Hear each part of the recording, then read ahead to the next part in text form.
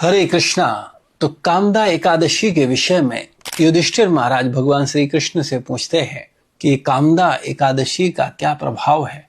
तो इसके विषय में भगवान श्री कृष्ण उनको कथा सुनाते हैं कि एक बार नागपुर का नाम का एक नगर था, जहां ललित नामक गंधर्व था। उसकी पत्नी थी ललिता, और ललित और ललिता दोनों के दोनों आपस में बहुत प्रेम करते थे और वो दोनों एक दूसरे के विषय में निरंतर चिंतन करते थे। नागराज पुंडरीक नामक राजा थे, उनके यहाँ सेवा करते थे। एक बार की बात है, नृत्य चल रहा था और ललित पत्नी के ध्यान में इतना ज्यादा डूब गया कि वो भूल गया कि वो से अपनी सेवा सही से करनी है, और इसके कारण नागराज उनको श्राप देते हैं कि जा, तू इतना ज्यादा आसक्त है अपनी पत्नी के भाव में, तो जा राक्षस हो जा। और इस कारण से वो राक्षसी भाव को प्राप्त करता है।